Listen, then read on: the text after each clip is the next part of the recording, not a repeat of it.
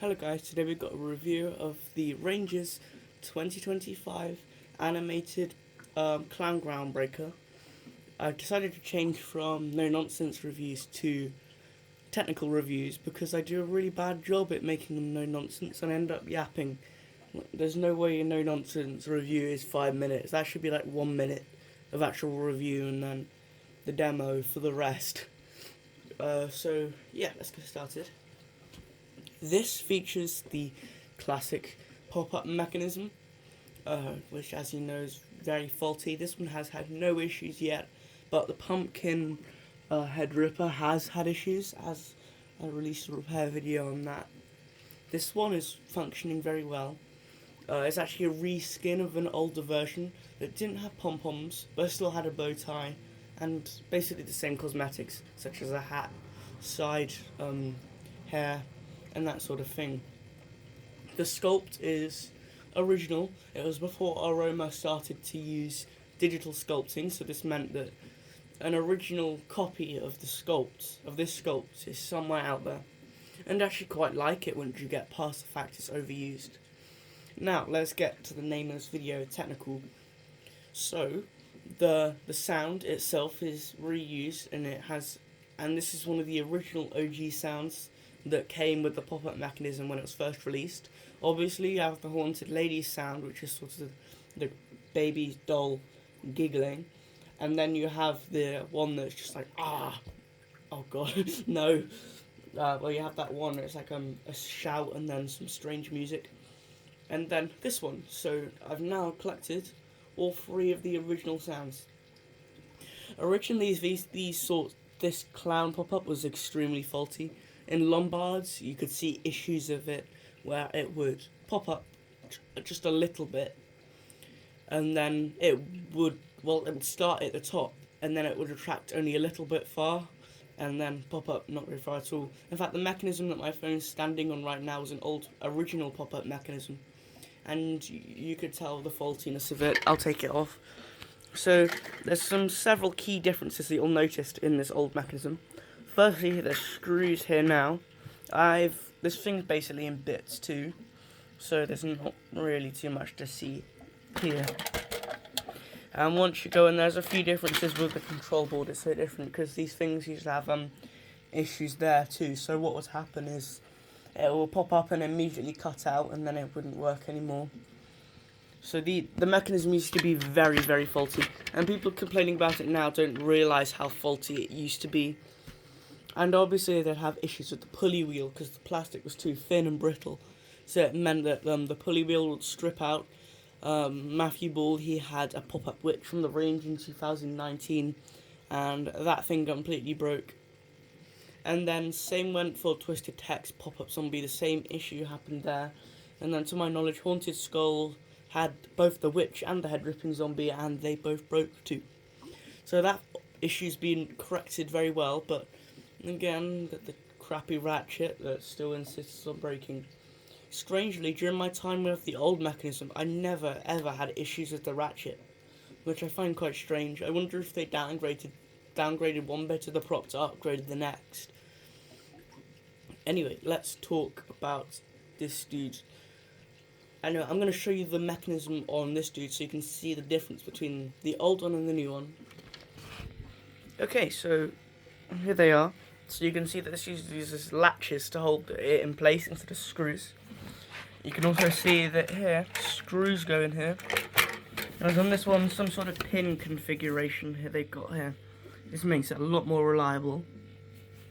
There is no difference with the base sculpt. The base sculpt is identical. In fact, you can actually see the same dent. I had to turn on my torch for this. So this dent here, this is actually not... This is on all of them.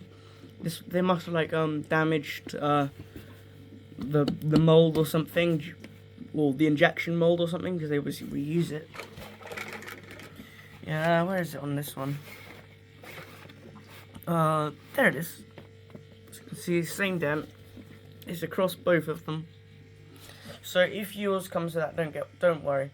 So the base is clearly still the same, but you can see that the plastic's slightly different too, which is very interesting. Otherwise, everything else is the exact same. So yeah, that's pretty cool. One more detail I'd like to bring out about this old mechanism, it has what appears to be a DC 6-volt plug, so I could only assume at one point, because it was used on an old Gemmy prop at some point, this mechanism. So I wonder if at one point they planned to give it a power adapter and Aroma just removed it when they began to use this mechanism. It's still on here, although this one's got a cover. I lost the cover for that one. On the standing props, such as the Haunted Lady, they actually bring the wires for the head out through there instead of having it covered, which is quite creative, I'll give them that, but it does feel a bit crappy at points. Anyway, I'm going to talk about the negatives of this guy and what I don't like, which is very few because he's my favourite range prop of all time. Yeah, I know, that's pretty crazy. What I don't like about him is the faultiness. Obviously, he's going to break at some point. He is an Aroma pop-up prop, after all. And so what can they do to fix this? I know I've been over this thousands of times, but make this a little bit thicker. Well, that's an already thickened version because that's a 3D printed replica. And also make the ratchet clicker metal. Just make that whole bit metal. I know the price will go up quite a lot, but it will be worth it. Because it will last ages. Because everything else in this mechanism is set to last a long time. It's just that small little ratchet bit. It just brings the whole prop just tumbling down. Another bit I don't like about it is, because the clown itself, the whole body's on it, it means it pops up quite slow. I personally think that adds to the charm, but if you're going for a scare and it doesn't crash as much and scare you as easily, I do like it. It's an instant pop-up. And there's no release slow motor to hit a release pin either. It's just instant. As soon as you press the button, it goes, unlike a techie pop-up where it takes a minute to hit the release pin, or the case of Jumping Spider, go down a bit to let that half gear release it. Anyway, we're going to get on to the demo now. I will show all the phrases. Oh,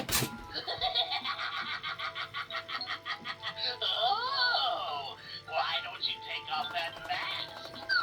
What? That's not a mask. It's your face?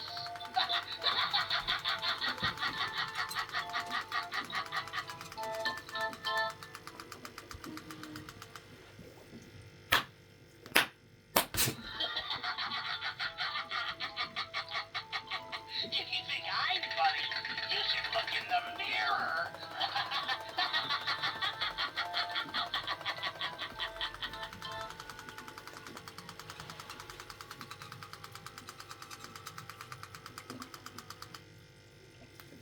Whoa!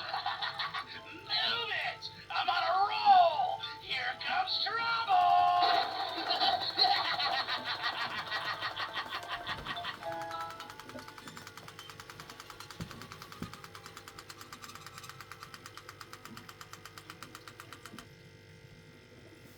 Welcome, little kitties. How about some tricks and treats?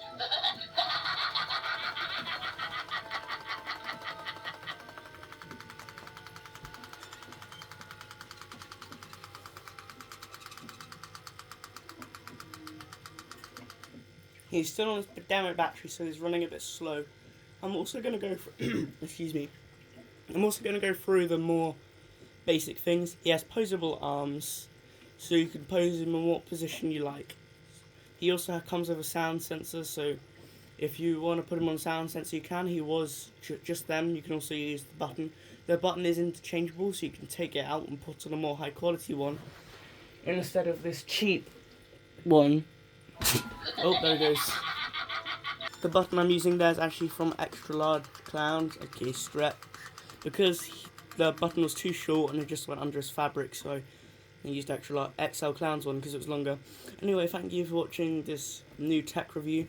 I'm going to have one out for the Pop-Up Pumpkin soon, and the Costco Reaper, which arrives tomorrow.